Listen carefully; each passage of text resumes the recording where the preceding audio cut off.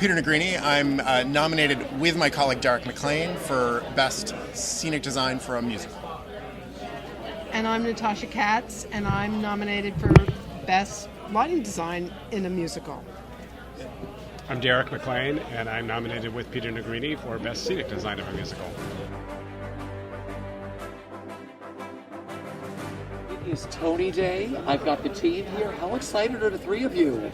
Extremely excited. Also, I'm sitting between the set designer and the projection designer, which I have never done an interview before with somebody else with me. So I'm excited because there'd be no me without these two men.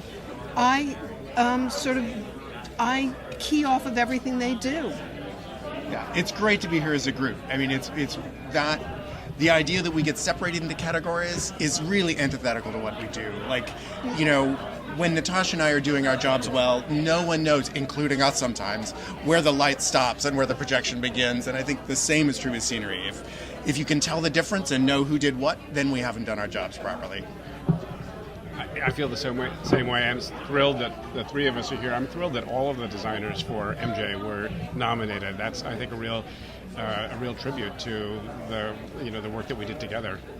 Because I was talking to Christopher Wheeldon, and he said he's enjoyed this collaboration because the whole show is a collaboration between everybody. Absolutely. From him and Lynn and all of you together working as a team. I mean, it's how it should be done, but it's not always done that way.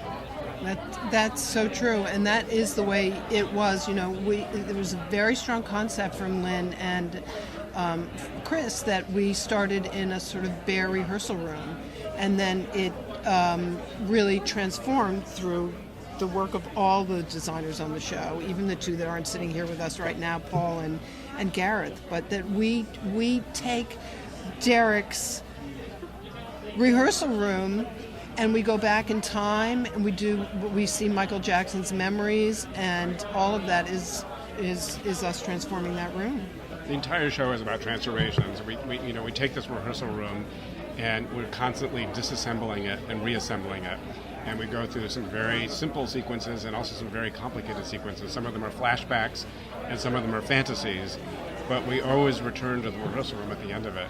And so our job, collectively, was to figure out how to do that and tell the story, but also not get in the way of the story and keep up with the incredible pace of the transitions that Lynn Nottage wrote. You know, I think that part of the challenge is like the show is sort of a provocation, right? You know, you've got an audience who've come to see a Michael Jackson musical, and they walk into the room, and there's a big gray set on stage. It does not look like a party.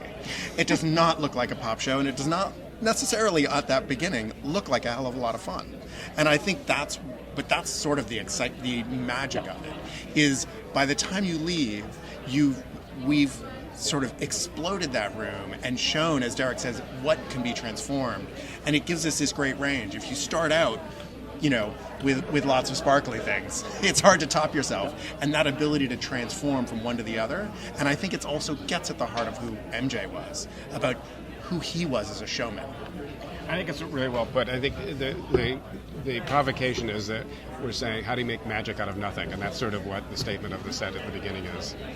It's mind-blowing, this show, in every way, because you take us back to the rehearsal room, you get these personal stories, and then you take us on stage into these incredible, mind-blowing performances, and then you take us back somewhere else again, and then you take us this way. It's really fabulous to watch as an audience member. Thank you. Thanks. I'm just thrilled that you're all sitting. You got your Tony pins on. Yeah. Yes. We're thrilled to be here. Right? Yeah.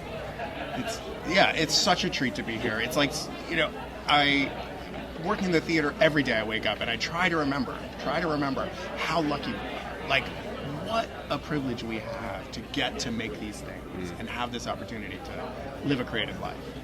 Yeah, especially after these last couple of years where there were days where we didn't know when or if we'd come back to the theaters. So it feels like for me in many ways, we're sort of starting over again. And that has really been exciting. And that's what makes this even more exciting than I ever could have imagined.